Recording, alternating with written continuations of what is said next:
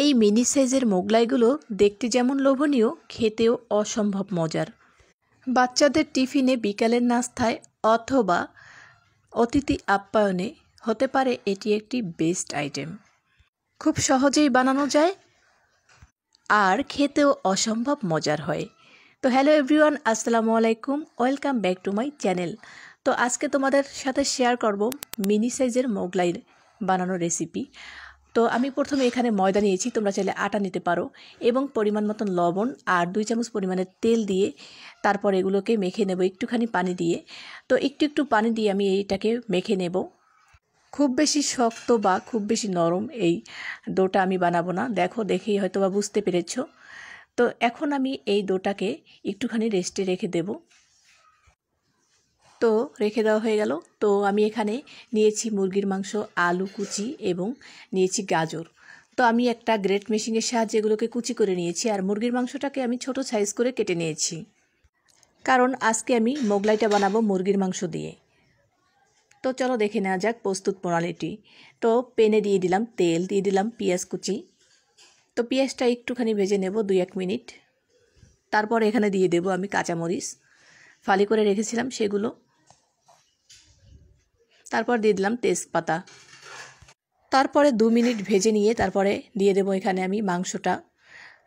তো মুরগির মাংসটা দিয়ে একটুখানি ভেজে নিলাম। তারপরে এখানে রসুন এবং আদা বাটা দিয়ে দিলাম 1 চামচ পরিমাণের। তারপরে একটুখানি মিশিয়ে নিচ্ছি। একটুখানি হলুদ দিয়ে দিলাম আমি 1/2 চামচ পরিমাণের। তারপরে 1/2 চামচের কম আমি এখানে গুঁড়ো মরিচ দিয়ে দিলাম। তারপরে জিরার গুঁড়া, ধনিয়ার গুঁড়া, আর দিয়ে দেব এখানে গরম মশলা, এবং দিয়ে দেব আমি চাট মশলা। তো সমস্ত মশলাগুলো দেওয়া হয়ে গেলে আমি এখানে লাড়াচাড়া দিয়ে এটাকে ভালোভাবে ভেজে নেব।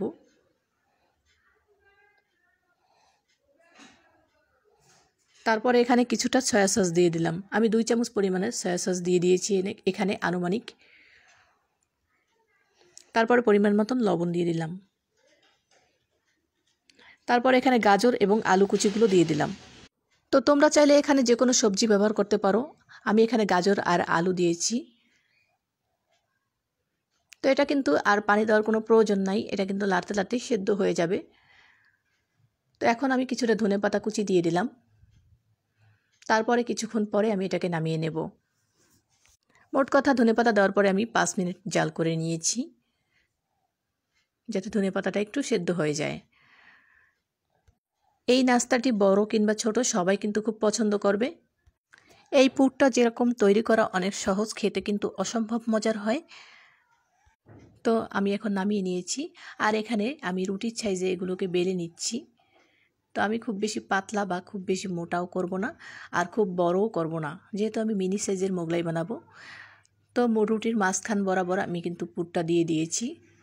তারপর এখানে পানির সাহায্যে আমি পানি লাগিয়ে দিচ্ছি, আঠার কাজ করবে পানিটা সেজন্য। আর ভাঁজটা তো দেখেই বুঝতে পেরেছো কীভাবে ভাঁজ করে নিয়েছি। তো আমি তোমাদের সুবিধার্থে আর একটা দেখিয়ে দিচ্ছি।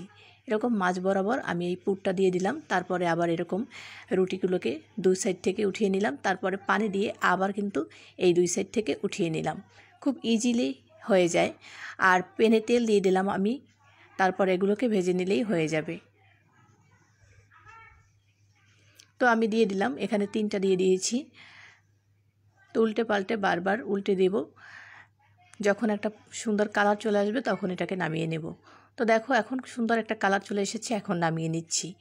এভাবে ভেজে নিলেই হয়ে যাবে। তো বাকি যেগুলো আছে সেগুলো আমি ভেজে নিচ্ছি একই প্রসেসে।